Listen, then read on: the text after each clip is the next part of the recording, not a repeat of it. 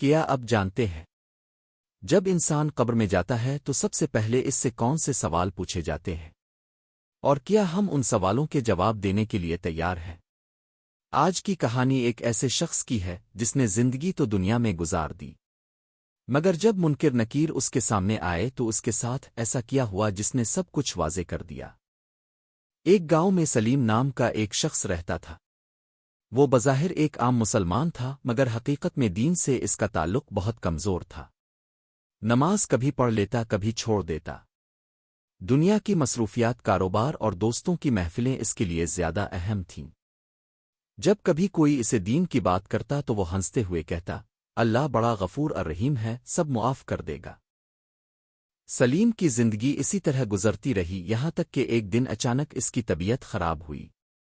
بیماری نے اسے گھیر لیا اور چند ہی دنوں میں وہ اس دنیا سے رخصت ہو گیا۔ گھر میں کوہرام مچ گیا، مگر دنیا کا یہی اصول ہے، جو آیا ہے اسے جانا ہے۔ نماز جنازہ کے بعد اسے قبر میں اتار دیا گیا، مٹی ڈال دی گئی اور سب لوگ واپس چلے گئے۔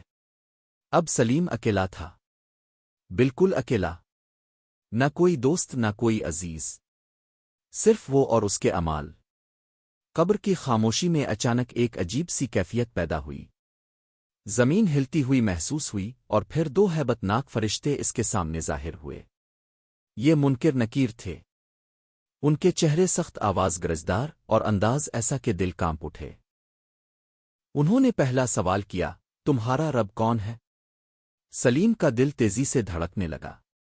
وہ دنیا میں کبھی اس سوال پر غور ہی نہیں کرتا تھا۔ اس کی زبان لڑکھڑائی، وہ کچھ کہنا چاہتا تھا مگر الفاظ ساتھ نہیں دے رہے تھے۔ پھر دوسرا سوال آیا، تمہارا دین کیا ہے؟ سلیم مزید گھبرا گیا۔ دنیا میں وہ دین کو صرف نام کی حد تک جانتا تھا، اس نے کبھی اسے دل سے اپنایا ہی نہیں تھا۔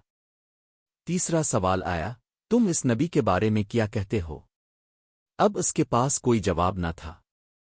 اس کی خاموشی نے سب کچھ ظاہر کر دیا۔ اسی لمحے قبر تنگ ہونے لگی۔ ایسا لگا جیسے زمین اسے دبا رہی ہو۔ سلیم خوف سے کانپنے لگا۔ اسے اپنی زندگی کے وہ تمام لمحات یاد آنے لگے جب اس نے نماز کو چھوڑا، اللہ کو بھلا دیا اور دنیا کو سب کچھ سمجھ لیا۔ وہ دل ہی دل میں چیخ رہا تھا، اللہ مجھے ایک موقع اور دے دے، میں سب کچھ ٹھیک کر لوں گا، میں توبہ کر لوں گا۔ مگر اب وقت گزر چکا تھا۔ پھر اچانک ایک نورانی شکل اس کے سامنے آئی۔ یہ اس کے چند نیک اعمال تھے جو اس نے کبھی خلوص سے کیے تھے۔